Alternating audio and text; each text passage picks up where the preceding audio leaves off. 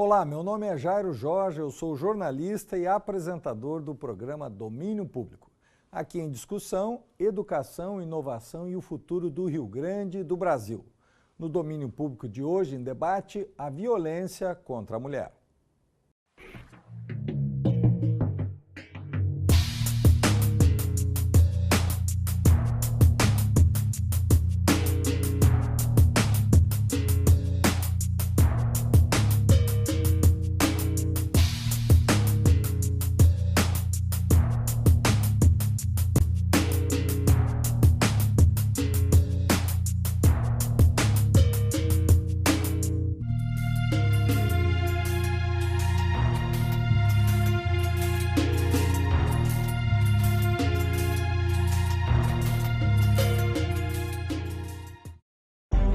A saúde não pode esperar.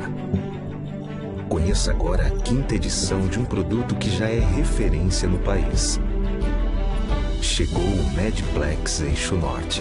Muito mais do que uma referência em saúde. Um novo conceito em rentabilidade imobiliária. Ideal para os profissionais. Perfeito para quem quer investir. Invista em um patrimônio que trabalha para você.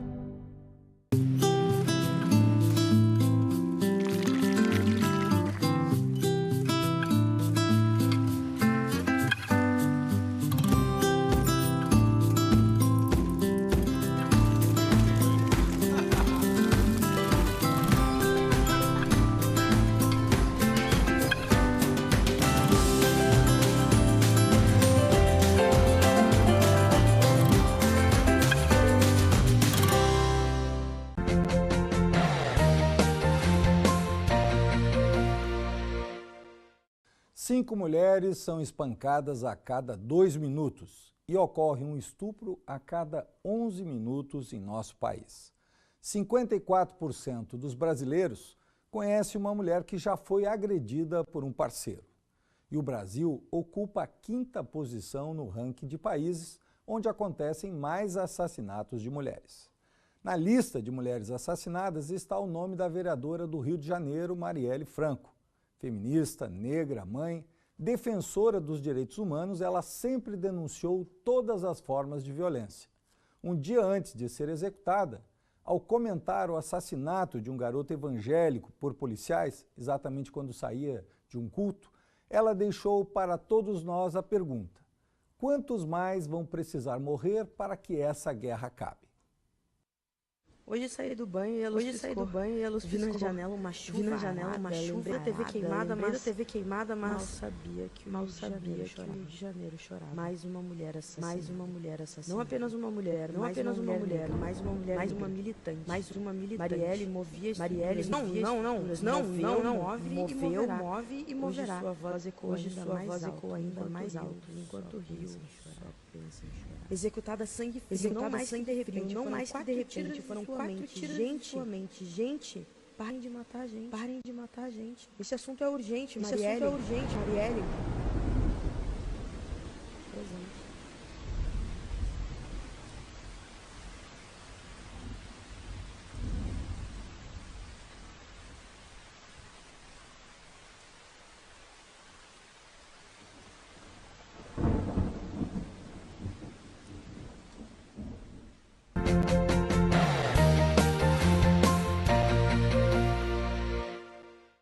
Para conversar sobre a violência contra a mulher, nossas convidadas são Denise Dora, advogada especializada em casos de violações de direitos humanos, incluindo direitos de igualdade na família, trabalho e vida pública. Consultora de organizações não governamentais, é pesquisadora associada da Fundação Getúlio Vargas e atuou também como ouvidora-geral da Defensoria Pública do Estado.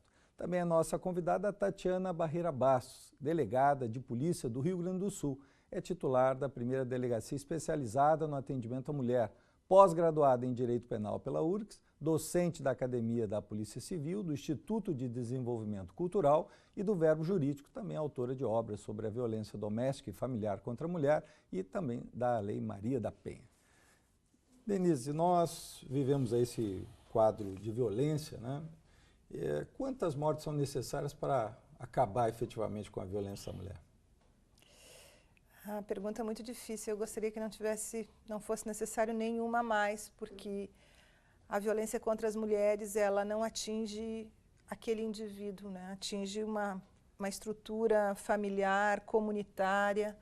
Muitas vezes essas mulheres assassinadas são chefes de família, são responsáveis pelo cuidado de vários filhos e filhas, e muitas vezes de suas mães e de outros parentes. Então, uma das coisas que, além do absurdo, do horror que é tirar a vida de outra pessoa de forma arbitrária, é o quanto a violência contra as mulheres desorganiza toda uma comunidade que muitas vezes conta e depende daquela mulher para continuar um núcleo integrado, produtivo. Então, a violência contra as mulheres, ela tem esse forte impacto assim na vida pública, né?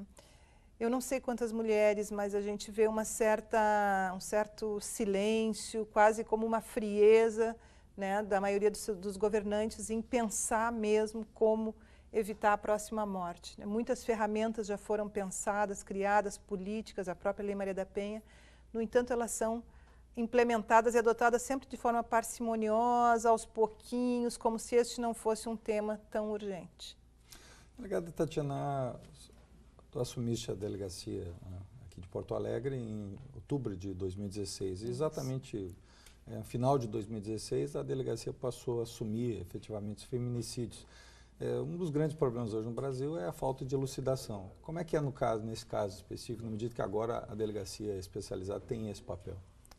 Na verdade, para nós, enquanto delegacia especializada, e acredito que para a sociedade do Rio Grande do Sul como um todo, foi um grande avanço. Já era um pleito bastante antigo, via a Coordenadoria das Delegacias da Mulher, que nós pudéssemos, enquanto especializada, também assumir a máxima expressão da violência contra a mulher, que são os feminicídios. Nós fazíamos toda a investigação de todos os delitos contra as mulheres e quando chegava, eventualmente, a um óbito, nós perdíamos a conexão com aquelas ocorrências e as delegacias de homicídios é que investigavam. Então nós comum. Exatamente. Não que não tivesse uma qualidade de investigação, mas o nosso grande pleito era poder trabalhar sob a ótica também da proteção, principalmente aquelas mulheres que foram vítimas de um feminicídio tentado, que é a grande maioria dos casos, em média de 300 casos todos os anos registrados no nosso estado, onde a mulher ficava ainda mais vulnerável, ainda mais carente de um atendimento em rede, integrado, né, para verificar realmente a questão da sua segurança, da sua integridade física e psicológica, e nós perdíamos a conexão com aquela ocorrência. Então, a partir do dia 1º de dezembro de 2016, houve um decreto que passa essa atribuição para as delegacias especializadas e nós temos certeza que isso qualificou bastante, celerizou o atendimento e abre desde o início da ocorrência policial já toda a proteção da Lei Maria da Penha àquelas mulheres que forem vítimas de feminicídios tentados e também uma grande celeridade na prisão e na resolução, hoje 100% dos casos elucidados. Quantos casos lembrando que o feminicídio não é só feminicídio íntimo, né? Então nós temos algumas circunstâncias em que nós não tínhamos de imediato já a autoria, nós pressupunhamos que se tratava de um feminicídio pelas características do fato, muitas vezes o tipo de lesão, né, o número de facadas, e aí a gente foi investigando, chegamos a não só a resolução, mas a prisão de praticamente todos os agressores, aqueles que não se mataram na sequência, porque nós tivemos no ano passado 3 que acabaram na sequência também se suicidando, alguns matando inclusive os seus filhos, na mesma ocorrência, e outros, os demais todos estão presos. Quantos casos nós tivemos de feminicídio no Rio Grande do Sul? No ano passado nós tivemos 80, segundo os dados agora da Secretaria da Segurança Pública, nós temos o Observatório da Violência contra a Mulher na Secretaria, foram 83 casos de feminicídio, o que representa hoje aproximadamente 30% dos homicídios de mulheres no nosso estado. Denise, não há muitas vezes na sociedade a ideia de que esse é um crime menor, que é uma questão, né, aquela velha história de quem briga de marido e mulher não se mete a colher, como uma coisa privada, tentando minimizar essa questão da violência. Isso não é talvez uma das bases para gerar essa cultura de violência? Sim, eu acho que sim. Acho que há na sociedade ainda resquícios do tempo medieval, no qual havia um imperativo, inclusive normativo, de que se poderia disciplinar as mulheres através de castigo, inclusive de morte, né? Então, em muitas sociedades, por muito tempo, e inclusive hoje em alguns países do mundo, se admite castigar as mulheres devido à sua conduta em função de códigos religiosos, morais tradicionais, e isso teve muita repercussão no nosso direito, né? O nosso direito brasileiro, ele herda as ordenações filipinas europeias, né? E que eram baseadas nos códigos da Inquisição. Então, o Código Civil brasileiro e o Código Penal brasileiro, eles não incorporam a ideia de que a mulher é um indivíduo capaz, com direitos, até pelo menos a Constituição de 88. A primeira vez que vai se falar em igualdade entre homens e mulheres na lei brasileira é em 1988, com a Constituição Federal. É a primeira vez que alguma legislação toca na expressão violência doméstica, quando também a Constituição Federal diz que o Estado é responsável por coibir e prevenir. Mas a primeira lei de violência doméstica, de violência contra as mulheres, é a Lei Maria da Penha, que é de 2006. Então, você tem uma história de um crime continuado que nunca foi nominado, nunca se deu a esta conduta das famílias, né, de castigar as mulheres, de matar as mulheres, o nome de violência, segundo, de que isso era um crime, terceiro, de que as pessoas poderiam ser punidas por isso. Então, se criou na sociedade a ideia de que não só isso é natural, é da cultura, como isso era legal, entre aspas, porque não tinha nada que dizia o contrário. Quantas vezes, a delegada Tatiana é uma especialista nisso, os processos verificavam, mas será que aquela mulher, enfim, não merecia apanhar? Será que ela estava se vestindo adequadamente? Será que ela não merecia ser atacada na rua? Este é ainda um componente presente na nossa cultura jurídica e na cultura cotidiana de uma certa hierarquia assim, entre o masculino e o feminino, que joga exatamente as mulheres nesse lugar no qual os seus corpos podem ser atacados em casa ou na rua. Então, isso é difícil mudar, porque isso exigiu este movimento, uma nova lei que diga que é violência, uma outra lei que diga que é feminicídio, né? Isso que a delegada Tatiana acabou de dizer, a gente identifica como feminicídio por um conjunto de elementos. Por exemplo, tem homicídios contra as mulheres em que cortam o seio, em que fazem, né, coisas horríveis no corpo, o que demonstra um ódio contra aquela pessoa, aquele corpo específico, né, que caracteriza o feminicídio. Então, a gente está, digamos, na metade de uma batalha, no qual a gente consegue avançar para dar nome a esse tipo de comportamento, para dizer que ele não é nem natural, nem cultural aceitável, que tem lei para isso e que o Estado começa, então, a se responsabilizar para tentar ajudar a mudar. Mas as pessoas têm que mudarem também, né? Tatiana, nós tivemos agora a aprovação de uma lei que amplia, né, um terço a pena com a agravante de se o assassinato ocorreu na frente dos filhos, né? A Lei Maria da Penha, ela contribuiu, digamos, né? A Denise trouxe aqui essa mudança institucional. Tu tem essa experiência como profissional que está ali todos os dias. Houve uma mudança significativa com a lei? Com certeza, a Lei Maria da Penha é uma lei hoje conhecida por quase 100% da população brasileira. Então, ela é uma lei que vem não só para enfrentar de maneira adequada a questão da violência doméstica e familiar contra a mulher, né? Não só para trabalhar na ótica da prevenção e da repressão e tratar isso como um problema de ordem pública, né? Criminalizando, de fato, dando esse condão de crime a todas essas condutas, como ela também traz e dá uma grande visibilidade a um tipo de violência geralmente restrito a 4 paredes, né? Muitas vezes invisibilizado e até justificado numa sociedade ainda muito machista, né? Com resquícios muito fortes do patriarcado. E nós temos que dizer que o patriarcado ele tem mais de 7.000 anos. Né? A grande proposição, o grande escopo da legislação da Lei Maria da Penha é justamente fazer essa transformação cultural. É justamente promover que uma sociedade como um todo deixe de tolerar e a mulher possa romper aquele ciclo de violência e que a sociedade assuma o seu papel e o seu compromisso, não só o Estado, mas nós todos, enquanto cidadãos, de alguma maneira facilitar a saída daquele ciclo de violência, o rompimento daquela violência, que, como a doutora Denise bem disse, é um tipo de violência estrutural, é um tipo de violência que vai penetrando, né, todas as camadas da nossa sociedade e que vai gerando uma linguagem comunitária de violência e que vai formando indivíduos extremamente agressivos, porque se eu saio, né, eu venho, a minha origem é um lar violento, onde eu verifico que o meu pai, o meu padrasto agride a minha mãe, o meu avô agride a minha avó, o irmão muitas vezes, o menino agride a menina, e isso é naturalizado, Qual é a tendência? É uma violência transgeracional, é uma violência que vai se reproduzindo e vai se perpetuando, não só naquele ambiente doméstico, como boa parte da sociedade acredita, né? Que em briga de marido e mulher não se mete a colher, como se fosse um problema apenas daquela mulher, e não é. É um problema que macula toda uma sociedade, que eleva os índices de violência, principalmente os homicídios como um todo, dentro de ambientes, dentro de comunidades que têm altos registros de violência contra a mulher. E o que a Denise disse, que eu gostaria só de trazer novamente, a questão do feminicídio, que ainda hoje é tratado, não raro pela própria imprensa, como crime passional.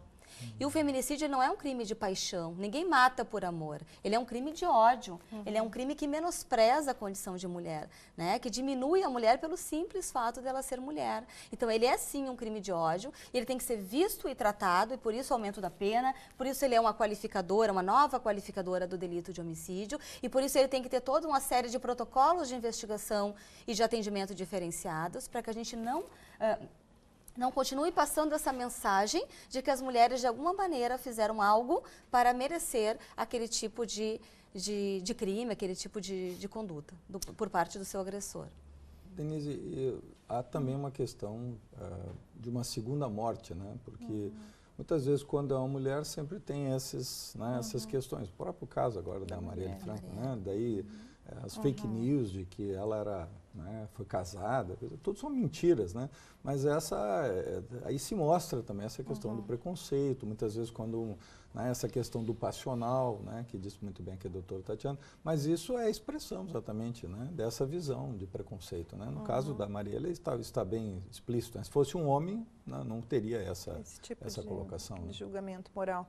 Não, sem dúvida, assim, eu queria trazer aqui a referência a um estudo que a Organização Mundial da Saúde fez em 17 países, analisando causas e consequências da violência doméstica. E eles chegam a conclusões super interessantes. Uma delas é que a violência, ela é uma linguagem.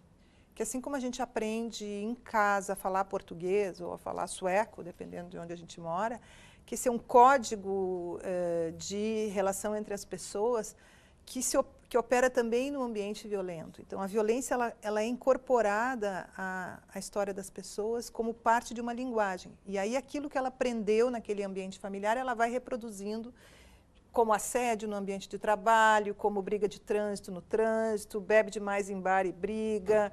Enfim, tem um conjunto de elementos que vão construindo a violência como uma linguagem e que tem um impacto imenso. Então, pensar os temas de violência doméstica para gestores de segurança, pesquisadores, etc., como um tema estrutural que organiza os problemas de segurança e, portanto, ajudar a resolver ele, ajuda a resolver os outros, é fundamental.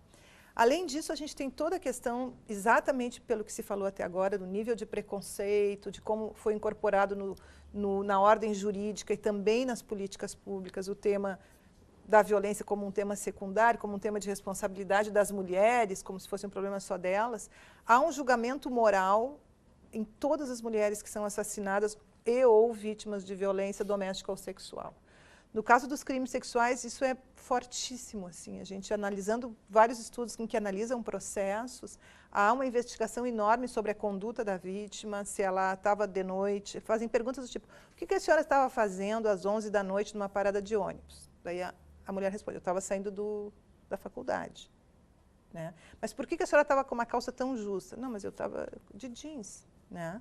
Que é a coisa mais, digamos, normal e razoável de se usar. E, então, mesmo que a mulher que foi vítima, ela não corresponda a nenhum dos estereótipos preconceituosos da sociedade, mesmo assim ela é super penalizada. A gente vê que tem problemas nas perícias, problema na investigação, o fato de trazer a investigação do feminicídio para a delegacia especializada, ela é exatamente uma ruptura disso, é dizer, olha, para isso exige um nível de conhecimento e engajamento com a solução do problema que passa por não tratar as vítimas como culpadas e por não julgá-las moralmente o tempo todo.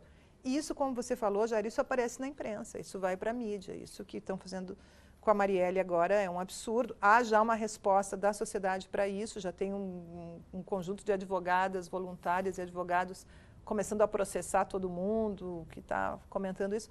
Por quê? Porque muitas vezes a sociedade tem que reagir também, até para cobrir alguma lacuna do Estado. Né? Tatiana, nós temos um aumento da violência ou um aumento da confiança? Porque nós temos muitos casos de subnotificação, né? Na medida que tem a Lei Maria da Penha, isso não está gerando mais confiança nas mulheres para denunciar? Porque muitas vezes isso era dentro de 4 paredes, as mulheres não tinham, vamos dizer assim, até caminhos para fazer, né, essa denúncia. Com certeza. Como essa é uma lei muito conhecida e traz uma série de instrumentos de proteção, de enfrentamento à violência contra a mulher que antes nós não tínhamos, do ponto de vista jurídico penal e também do ponto de vista social, de rede, né, de acolhimento, rede integrada de proteção à mulher. Claro que isso aumentou muito a confiança da mulher nos órgãos públicos e na resposta que o Estado vai dar a esse tipo de violência. Por exemplo, eu sou delegada desde 2004, então eu comecei a trabalhar quando nós não tínhamos a Lei Maria da Penha. A violência contra a mulher, ela representa em todos os municípios e em todas as delegacias, não só numa especializada, no mínimo 30% a 40% da demanda de toda a delegacia. Então, nós enfrentávamos isso e muitas vezes sem nenhum instrumento, de uma forma extremamente banalizada, porque eram crimes que ficavam sob o palio da Lei 9.099, que é a Lei dos Juizados Especiais, né, cíveis e criminais, o que só contribuiu para que se banalizasse, se naturalizasse ainda mais esse tipo de violência. Então, nós tivemos a duplicação dos dados, dos registros de ocorrência, a partir da Lei Maria da Penha. Então, nós fechamos 2006, por exemplo, que foi o ano que a lei entrou em vigor, com cerca de 6.000 registros policiais na Delegacia da Mulher aqui de Porto Alegre. E fechamos 2008, ou seja, 2 anos depois, né, da incidência da lei, com quase 13.000 ocorrências policiais, então duplicou mais do que o dobro, né, de ocorrências. Então a subnotificação, ela ainda é muito grande, né, os estudos, os dados do IPEA, eles apontam que cerca de 10% apenas das mulheres denunciam, principalmente a violência no âmbito doméstico e familiar, por uma série de fatores que vão muitas vezes contribuindo para que essas mulheres tolerem, né, por muitos anos, e o tempo de tomada de decisão no nosso país, o tempo de romper o ciclo da violência no nosso país é cerca de 8 anos. Então veja que são mulheres que têm todo um histórico, né, dessa violência, que vai geralmente numa crescente, até finalmente ela conseguir procurar uma delegacia de polícia, um órgão público, um centro de referência para fazer aquela denúncia e efetivamente buscar uma responsabilização criminal daquele agressor. Denise, para nós fecharmos, as mulheres que são hoje vítimas de violência têm que romper o silêncio? Essa é a questão chave hoje para essas mulheres? Eu acho que são muitas mulheres, sabe, Jairo, e elas são diferentes entre si. Então, algumas análises da lei, da aplicação da Lei Maria da Penha, especialmente o mapa da violência de 2015, que faz uma boa análise das tendências, mostra que há respostas diferenciadas dependendo se as mulheres são brancas ou se as mulheres são negras, por exemplo. Mulheres negras tiveram um aumento de incidência de mortes de violência letal depois da Lei Maria da Penha. A gente pode pensar, sugere-se que elas procuraram eventualmente ajudas, porque há notificação, e talvez o Estado tenha respondido de forma discriminatória, oferecendo menos proteção, exatamente porque essa mulher era uma mulher negra, vivendo na periferia de grandes cidades, ou era uma mulher rural do interior do Nordeste brasileiro, onde há uma predominância de população negra ou parda, que também não tem acesso a serviços. Então, eu acho que há o fato da gente ter caminhado em alguns sentidos, de ter finalmente normas jurídicas mais adequadas, de começar a ter serviços de Estado, faz algo que a delegada Tatiana mencionou, que é tirar a tampa de um grande problema, de um caldeirão. E eu diria que tem um elemento muito importante, que é o fato de que esses casos chegam à justiça, né? A criação dos juizados especiais, a existência de juízes e juízas designadas para tratar do tema da violência, faz esse mesmo movimento, que é tirar de uma vala comum, de um ambiente no qual isso não era tratado de uma forma especializada, para demonstrar a magnitude, porque vários juizados de violência são os que têm o maior número de casos em todos os fóruns onde há os juizados especiais. Isso está obrigando que também o setor da justiça comece a repensar e a aprender e a ouvir a narrativa dessas mulheres e, eventualmente, oferecer mais proteção, né? Então, a gente está caminhando, é um caminho que tem pedras, percalços, desafios, mas pensar sobre eles, identificar, reposicionar e envolver o conjunto da comunidade, inclusive da comunidade intelectual, né, que está pesquisando sobre segurança, é um elemento muito importante e é onde a gente imagina que se possa ir construindo também as soluções e as saídas para isso. Queremos, então, agradecer a participação da doutora Denise Dora, também da delegada doutora Tatiana Barreira Bastos, que trouxeram aqui ideias, reflexões sobre a violência contra a mulher. O nosso programa fica por aqui, deixa as suas sugestões nas redes sociais, ideias, contribuições, né, sugestões para próximos programas. Aguardamos no próximo domingo às 9 da noite. Até lá!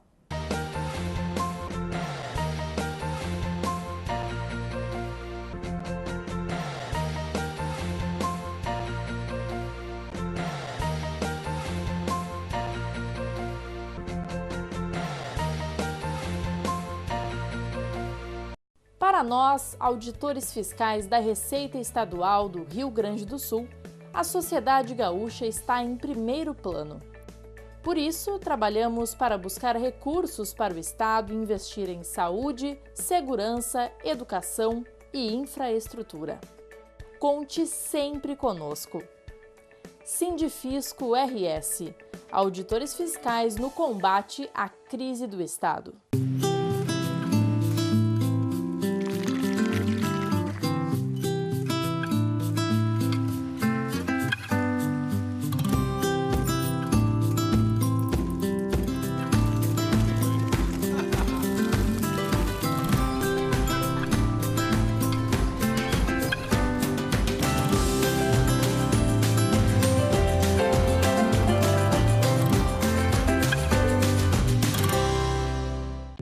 A vida é mesmo assim. Escolhas contínuas que nos levam a diferentes caminhos. Antes que você decida, deixe-nos apresentar. Andamos de olhos sempre atentos para o futuro. Acreditamos que a mudança no mundo começa nas nossas atitudes, mas sabemos que não estamos sozinhos. Somos o que impactamos. Somos o mundo. Somos La Salle.